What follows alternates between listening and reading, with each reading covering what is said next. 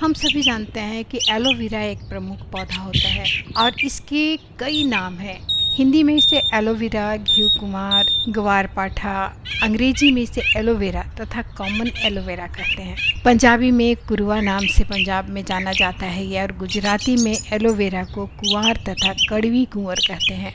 तेलुगु में इसे कलबंद नाम से जाना जाता है और बंगाली में इसे धृत कुमारी कहा जाता है और मराठी में इसे कोरा फट्टा के नाम से जाना जाता है। जिस तरह से अनेकों नाम हैं इस एलोवेरा के, उसी तरह से इसके फ़ायदे भी अनेक हैं। एलोवेरा हमारे लिए तो फ़ायदेमंद होता ही है, पौधों के लिए भी बहुत बढ़िया काम करता है। ये बहुत अच्छा फर्टिलाइज़र है ये। यदि आपके पौधे थोड़े जख्मी हो जाते हैं तो उसमें एलोवेरा का जेल लगाकर उसे बांध दीजिए, ये जुड़ जाते हैं। चलिए सबसे पहले जान लेते हैं एलोवेरा का पौधा कैसे हम लगाएं। तो एलोवेरा का पौधा लगाना बहुत ही आसान है। आप इसका जड़ जो होता है, ये देखिए, ये गुच्छे गुच्छे में जड़ निकलता है इसका। तो एक गुच्छे का जड़ आप निकाल लीजिए और गमले की मिट्टी में आप इसे डाल दीजिए, तो ये बहुत जल्दी लग जाता है। इसे लगाने के लिए मेहनत ज़्यादा नहीं करनी पड़ती है। बस इतना ध्यान रखिएगा कि इसे 6 से 8 घंटे की पर्याप्त धूप मिलनी चाहिए। इसे कम धूप में रखेंगे तो एलोवेरा कमज़ोर हो जाएगा और उसके पत्ते पीले पड़ जाएंगे। अगर पौधे की पत्तियां फ्लैट यानी कि सीधी दिखें और नीचे होती हुई दिखें तो आप इसे धूप में रखिए और धूप लगते ही पत्तियां खिलखिला उठेंगी। यदि पत्तियां ब्राउन होने लगे यानी कि पीले कलर की होने लगे तो इसे धूप से हटाकर इसे छाया में रख दीजिए। एलोवेरा के पौधे को गर्मी के मौसम में जो दोपहर वाली धूप होती है उस धूप से आपको इसे बचाना है, नहीं तो इसके पूरे पत्ते पीले पड़ जाएंगे। आमतौर पर एलोवेरा के पौधों को खाद की ज़रूरत नहीं पड़ती है। इन्हें साधारण मिट्टी में भी आप आसानी से उगा सकते हैं। फिर भी आप पौधों के विकास के लिए जैविक खाद जैसे vermicompost, bone meal, rock phosphate और नीम केक आदि। एलोवेरा के पौधे के आसपास की मिट्टी में घास और खरपतवार नहीं होनी चाहिए। मिट्टी में खरपतवार यदि हो गया है तो इसे सावधानी से निकाल लीजिए, जिससे एलोवेरा की जड़ों को नुकसान न पहुंचे। इसके अलावा आप पौधों से क्षतिग्रस्त भागों को अलग करने के लिए प्रूनर का उपयोग कर सकते हैं। तो समय समय पर इसके जो पत्तियां मोटी होती जाती हैं उसे निकाल कर आप इसका यूज कर सकते हैं। जैसे कि हम पहले भी आपको बता चुके हैं कि एलोवेरा हमारे स्किन के लिए बहुत ही बढ़िया होता है। तो आप इसका जेल निकाल लीजिए, उसका आप फेस मास्क बना लीजिए। एलोवेरा के जेल में आप थोड़ा सा कॉफ़ी मिलाकर, थोड़ा सा शहद मिलाकर अपने बालों में लगाइए, तो इससे बाल का झड़ना रुक जाता है और इसमें शाइनिंग आ जाते हैं बालों में। तो इसके जेल को निकालना बहुत ही आसान है। इसमें आप क्या करना है कि जो एलोवेरा के जो पत्ता है उसके कांटे वाले भाग को निकाल लीजिए और उसके बाद इसे बीच से काट दीजिए और चम्मच की सहायता से इसके जो पल्प होते हैं उसे निकाल लीजिए और आप उसे फ्रिज में स्टोर करके रख भी सकते हैं और समय समय पर आप इसका उपयोग करते जाइए। तो पौधे के लिए हम आज इसका एंजाइम बनाने वाले हैं, तो देर न करते हुए चलिए हम एंजाइम बना लेते हैं इसका। अभी तक आपने हमारे चैनल को सब्सक्राइब नहीं किया है तो इसे सब्सक्राइब कर दीजिएगा और वीडियो आखिरी तक देखिएगा, क्योंकि ये वीडियो बहुत ही खास होने वाला है। हम सभी जानते हैं एलोवेरा जो है वो नेचुरल फर्टिलाइज़र है, तो आज हम इसका फंगिसाइड बनाएंगे। एंजाइम बनाने वाले हैं हम एलोवेरा का आज। तो जिसके लिए ये 100 ग्राम एलोवेरा को हमने काट लिया है और उसके साथ हमें क्या करना है कि इस तरह का हांडी लेना है। यदि आपके पास हांडी है तो ठीक है, अब हांडी नहीं है तो फिर आप इस तरह के प्लास्टिक के डब्बे में भी आप बना सकते हैं। तो इसमें 1 लीटर के बराबर आपको पानी डालना है। 1 लीटर पानी डालने के बाद हमें क्या करना है कि ये जो एलोवेरा है जो हमने कटिंग करके रखी है उसे डाल देना है। तो आपको कम से कम 100 ग्राम एलोवेरा का लेना है और इसे 1 लीटर पानी में इस तरह से आपको डाल देना है। उसके बाद हमें क्या करना है कि इतना बड़ा गुड़ लेना है, इससे ज़्यादा गुड़ मत डालिएगा, इतना काफ़ी है गुड़। तो इतना गुड़ भी लेंगे और इसमें हम इसे डाल देंगे। डालने के बाद इसे चला दीजिए अच्छी तरह से और चलाने के बाद आपको क्या करना है कि इसे अच्छी तरह से ढक देना है।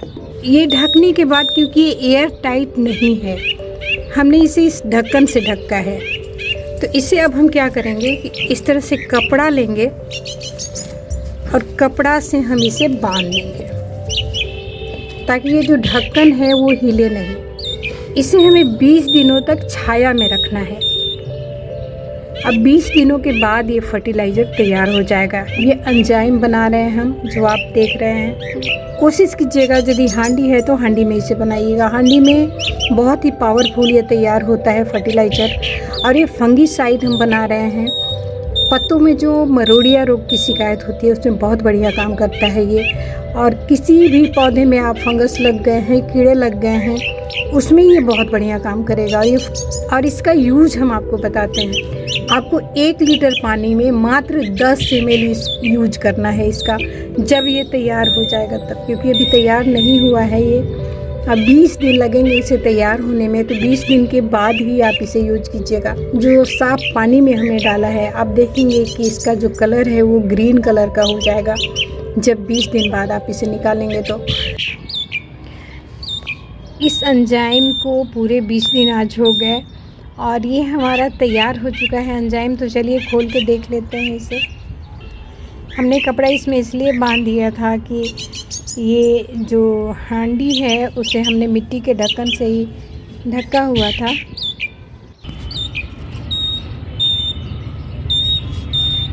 इसके नीचे हम आपको दिखाते हैं, ये जो हमने पानी डाला था वो थोड़ा सा पानी रह गया है इसमें, देखिए।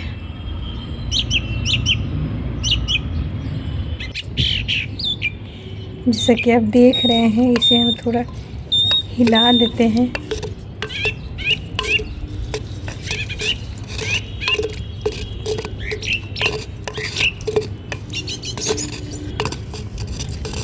ये हमने जो तैयार किया है वो पौधों में जो मरोड़िया रोग हो जाता है, पत्ते मुड़ने लगते हैं, उसके लिए बहुत ही ये कारगर सिद्ध होता है ये घोल जो हमने तैयार किया है एंजाइम का। तो इसे हम छान लेते हैं।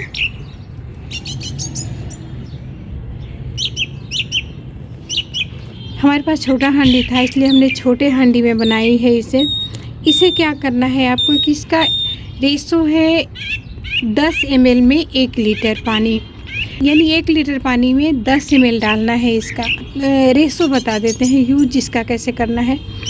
इसका आप 10 ml लीजिए और 1 लीटर पानी लीजिए। यदि ज़्यादा पौधों में आपको डालने की ज़रूरत है तो इसमें उसी हिसाब से क्वांटिटी बढ़ा लीजिएगा। यदि आप 2 लीटर पानी लेते हैं तो इसका 20 ml लगता है, और 4 लीटर लेते हैं तो इसका 40 ml लगेगा, और 8 लीटर लेते हैं इसका तो 80 ml लगेगा इसका।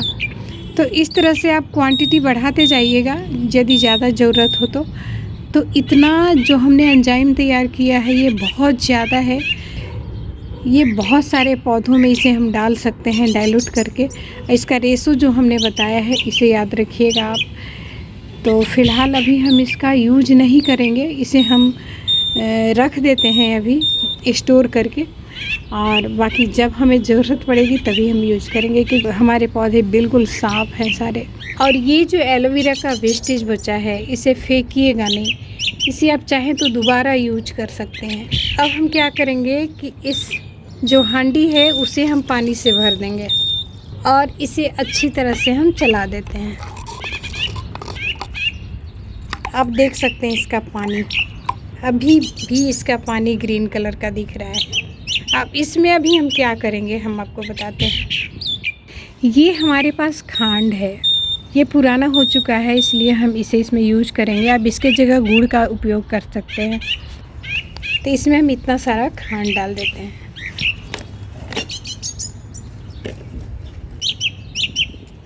इसके जगह इसमें आप गुड़ डाल सकते हैं, जो हमने गुड़ डाला था पहले इसमें वो डाल सकते हैं आप। हमारे पास ये पुराना हो गया था दही, बहुत खट्टी हो गई है ये दही, तो इस दही का हम यूज कर रहे हैं इसमें। तो ये हमने अच्छे से इसे घोल लिया है और इसमें हम डाल देते हैं। और अब क्या हम डालेंगे इसमें, ये है कॉपर यानी कि तांबा, ये हम इसमें डाल देते हैं। और इसे वापस हम क्या करेंगे कि ढक के, जिस तरह से हमने इसे 20 दिन रखा था उसी तरह से इसे ढक के 7 दिन रख देना है, और 7 दिन के बाद इसे आप यूज कर सकते हैं। इस घोल को 7 दिन के बाद अभी पौधे के जड़ में डाल सकते हैं और स्प्रे कर सकते हैं पत्तों में। तो ये भी बहुत कारगर, ये बहुत इफ़ेक्टिव घोल तैयार हो जाएगा 1 सप्ताह के अंदर। तो इसे भी हम ढक देते हैं। इसे इस तरह से फिर से हमें ढक देना है, और ढक के चाहे तो आप इसे बांध दीजिए, नहीं तो फिर आप ऐसे ही इसे ढक के रख दीजिएगा। अभी हम ढकने से पहले हमने जो इसमें खांड डाला है, इसमें दही डाली है, उसे अच्छी तरह से हम मिला देते हैं। और इसे मिलाने के बाद देखिए, इसे हम इसे ढक देते हैं इस तरह से, और ढक के इसे आप 7 दिन तक छोड़ दीजिए। ऐसे ही बांधने की ज़रूरत नहीं है इसे।